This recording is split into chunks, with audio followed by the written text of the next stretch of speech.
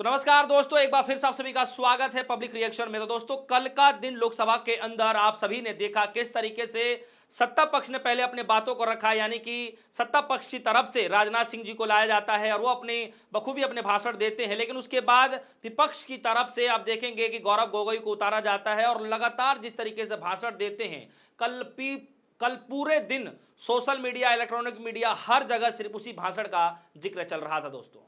लेकिन एक भाषण ऐसा था जिसमें यहां तक यह कह दिया गया कि अगर विपक्ष के सवालों से अगर आपको तकलीफ है तो फिर आप सत्ता छोड़ दीजिए। और इस बातों को कहते कहते ही एक शेरो शायरी क्या ही शानदार दिया गया और इस शेरो शायरी पर लोगों ने जमकर तालियां बजाई और कहा गया कि हकीकत में अगर भाषण देना हो, सरकार को घेरना हो बातों बातों में, तो इस तरीके के सवाल पूछने चाहिए। दरअसल मैं बात कर रहा हूं परिणीति शिंदे जी की।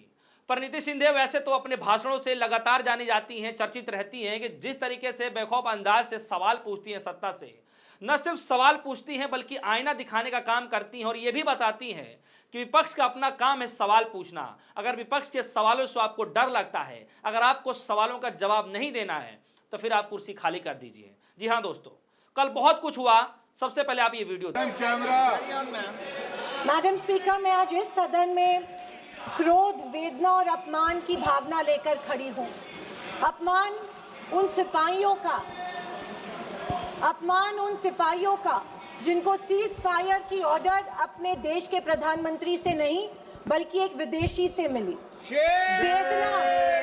वेदना उन परिवारों की जिन्होंने पहलगाम के आतंकी हमले में अपने परिजनों को खो दिया। और क्रोध इस सरकार पर जो आज तक पहलगाम के आतंकी हमलावरों को न पकड़ पाई है और ना ही उनकी कुछ सुराग ढूंढ पाई है। ऑपरेशन सिंदूर नाम सुनने में देशभक्ति का लगता है, लेकिन असल में ये सिर्फ मीडिया पर किया सरकार का एक तमाशा था। कोई नहीं बता रहा है कि इस ऑपरेशन में हासिल क्या हुआ, कितने आतंकी पकड़े गए, हमारे कितने फाइटर जेट्स गिराए गए, कौन जिम्मेदार है, कौन किसकी गलती है। इसका हिसाब देने का दायित्व इस सरकार का है, मगर देश में सवाल पूछने पर ही पाबंदी है, क्योंकि ये सरकार सवाल सुनना ही नहीं चाहती है, बल्कि ये सरकार जवाबदेही से ही भागती है। अध्यक्ष महोदय, आज की परिस्थितियों को देख मुझे रोम में बने कॉलिसियम की याद आती है। विश्व की सबसे अविस्मरणीय और पुरानी इमारतों में एक है। रोम में बनी कॉलिसियम मनुष्य की कल्पकता और निर्माण क्षमता का एक अभूतपूर्व मिसाल है, पर इसके अलावा वो एक गंदे और घिनौनी राजनीति का भी प्रतीक है। कहा जाता है कि इसका निर्माण उस समय की जनता को खेल और मनोरंजन में उलझाए रखने के लिए किया गया था, ताकि जनता का मूल मुद्दों पर से ध्यान भटक जाए। कुछ ऐसा ही आज हमारे देश की सरकार करती प्रतीत हो रही है। पर अब खेल और मनोरंजन ही काफी नहीं है।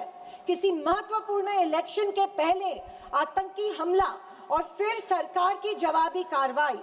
आतंकी आए कहां से, कहां गए, ये सरकार को कुछ नहीं पता, पर हमें पड़ोसी देश पर आक्रमण करना है और उसके आधार पर वोट बटोरने हैं।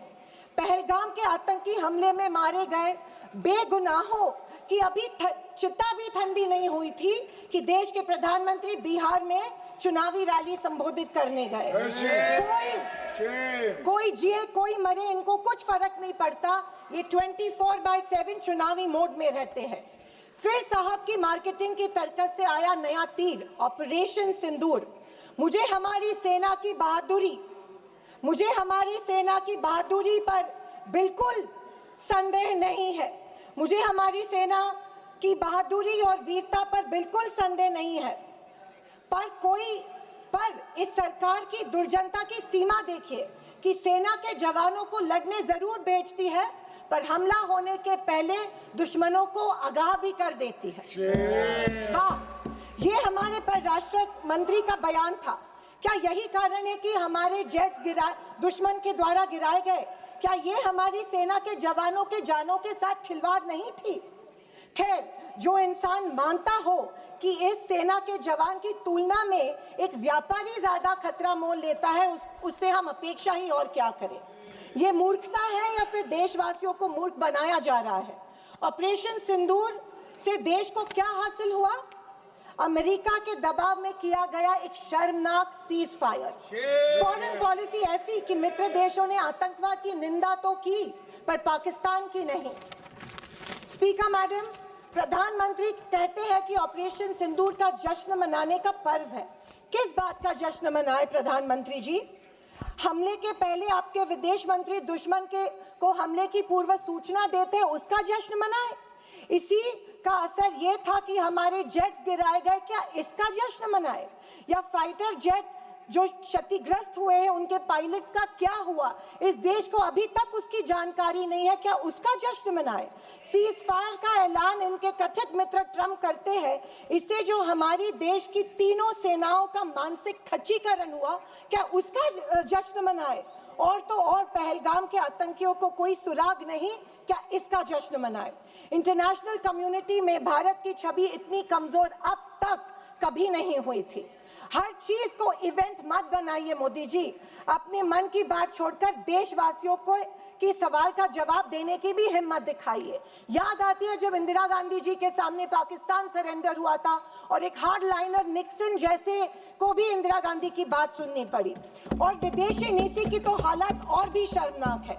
हमारे पड़ोसी नेपाल, बांग्लादेश और श्रीलंका जो कभी भारत के सबसे करीब थे, आज हमारी पीठ पीछे चीन से हाथ मिला रहे हैं। एक समय था जब भारत के पास नेबरहुड फर्स्ट की नीति थी और आज हमारे पड़ोसी हमें लास्ट प्रायोरिटी मानते हैं। स्पीकर मैडम, विदेश जाकर इंडियन डायस्पोरा के साथ तस्वीर खिंचवाना ही विदेश नीति बन गई है। अब यह सरकार प्रश्न पत्र भी खुद बनाती है और उत्तर भी खुद तय करती है। जनता से कोई संवाद नहीं, पार्लियामेंट में कोई ट्रांसपेरेंसी नहीं। ये सरकार केवल प्रचार की मशीन बनकर काम कर रही है। पहलगांव के शहीदों के परिवारों को जवाब कौन देगा? सरकार की कूटनीति की असफलताओं को जवाब कौन देगा?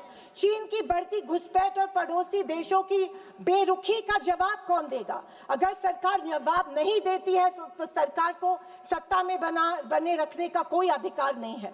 विपक्ष का हर सांसद लोगों के सवालों को उठाता रहेगा और अगर सवालों से डरती है तो कुर्सी छोड़ो। ये कुर्सी, ये पद जवाबदेही का है, सिर्फ इवेंट सेलिब्रेशन का नहीं है। और अंत में मैं इतना ही कहना चाहती हूँ कि आवाज न सुनी हमारी, कुछ गम नहीं। आवाज न सुनी हमारी, कुछ गम नहीं। मजलूमों की चीखें तो सुन लीजिए। मन की बातें बहुत कर ली साहब, वक्त मिले तो देशवासियों की गुहार भी सुन लीजिए। थैंक यू महोदय, जय हिंद। तो देखिए किस तरीके से परिणीति जी कह रही हैं कि ट्रंप बार बार जो है जिक्र कर रहे हैं कि उन्होंने सीज फायर करवाया, प्रधानमंत्री मोदी जी चुप हैं। विदेशी दौरे के बाद जब पहलगांव में आतंकी हमला होता है तो उसके बाद वो न पहलगांव जाते हैं, बल्कि वो एक इवेंट को मैनेज करते हैं, यानी कि चुनावी रैलियों को संबोधित करते हैं। इस बात का भी जो है परिणीति जी ने वहां पर जिक्र किया। साथ ही साथ उन्होंने ये कहा कि सिर्फ विदेश में जाकर फोटो खिंचवा लेने से विदेश नीति अच्छी नहीं हो जाती है, उसके लिए काम भी करना पड़ता है। तो आप हर चीज में इवेंट मत बनाइए। लगातार जो है इस तरीके के सवालात पूछे गए। हालांकि गौरव गोगोई से लेकर के पप्पू यादव हों या फिर परिणीति शिंदे हों या फिर सपा पार्टी के जितने सांसद थे, वो सब ने जो है न सिर्फ नरेंद्र मोदी जी को बल्कि गृह मंत्री अमित शाह, राजनाथ सिंह जी और तमाम नेताओं को जो है घेरते हुए नजर आए दोस्तों। और यही कारण है कि सत्ता पक्ष के पास शायद जवाब नहीं है। इसी वजह से सत्ता पक्ष की जो हालत वहां पर दिखी गई कि एकदम चुप सन्नाटा, यानी एक भी सवालों के जवाब सही तरीके से नहीं दिए गए दोस्तों।